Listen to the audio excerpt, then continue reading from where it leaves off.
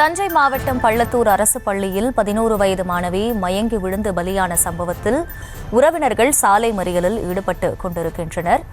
மாத்திரை சாப்பிட்ட பிறகே மாணவி மயங்கி விழுந்து உயிரிழந்ததாக அவர்கள் குற்றச்சாட்டை முன்வைத்திருக்கின்றனர். கூடுதல் விவரங்களை செய்தியாளர் தென்னவன் வழங்க கேட்கலாம். தென்னவன், வணக்கம். தற்போது உறவினர்கள் அங்கே சாலை மறியலில் ஈடுபட்டிருக்கக்கூடிய காட்சிகளை பார்க்கிறோம். அவர்கள் முன்வைக்கும் குற்றச்சாட்டு தொடர்பான முழு விவரம் என்ன?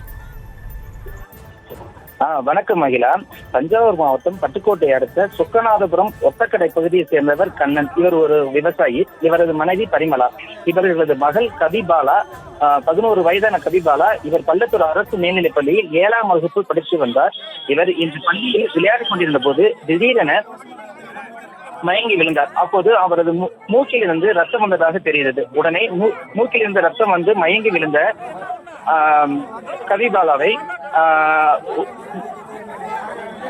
அதிர்ச்சியில் அதே பள்ளியில், அதாவது கவிபாலா மயங்கி விழுந்த அதே அதிர்ச்சியில அதே பள்ளியில் 10ஆம் வகுப்பு படிக்கும் புக்கரம்பி கிராமத்தை சேர்ந்த சக்திவேல் மகள் தியா, ஆண்டிக்காடு கிராமத்தை சேர்ந்த சின்னப்பன் மகள் சகாய நேரி ஆகிய இருவரும் திடீரென மயங்கி விழுந்தனர். உடனே அருகில் இருந்த ஆசிரியர்கள் மயங்கி விழுந்த 3 மாணவிகளையும் பள்ளத்தூர் அருகில் உள்ள அழகிய நாகிபுரம் அரசு ஆரம்ப சுகாதார நிலையத்திற்கு கொண்டு வந்து சென்றனர். அப்போது மூக்கில் ரத்தம் வந்து கொண்டிருந்த மாணவி கவிபாலாவை உடனே மேல் சிகிச்சைக்காக பட்டுக்கோட்டை அரசு மருத்துவமனைக்கு ஆம்புலன்ஸ் மூலம் கொண்டு வந்து சென்றனர். அப்போது அரசு மருத்துவமனையில் பணிபுரிந்த மருத்துவர்கள் மாணவி கவிபாலா ஏற்கனவே இறந்து விட்டதாக கூறினர். தகவல் அறிந்த மாணவி கவிபாலாவின் பெற்றோர் மற்றும் உறவினர்கள் மாணவி கவிபாலாவின் உடலை பார்த்து கதறி அழுதனர். தற்போது மாணவியின் உடல் பட்டுக்கோட்டை அரசு மருத்துவமனையில் பிரேத பரிசோதனைக்காக வைக்கப்பட்டுள்ளது.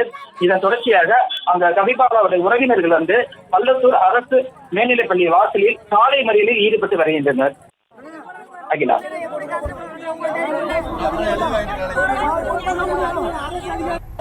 விவரங்களுக்கு நன்றி தென்னவன்.